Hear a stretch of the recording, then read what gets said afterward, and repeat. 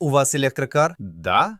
А зачем вам СТО, если у нее нет масла? Знакомо? Мы слышали это 100 раз. Но у электрокаров есть редуктор с маслом, диэлектрическая жидкость для охлаждения батареи, тормозная система, кондиционер, фильтры и куча обычных проблем.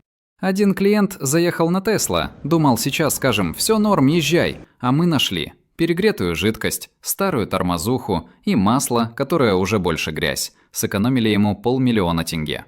В GT Oil обслуживаем Тесла и электрокары. Есть все нужные жидкости. Мастера не наугад, а после обучения. Напиши в комменты: электрокар? Да? Нет. Проверим, кто на батарейках, а кто еще греет свечи.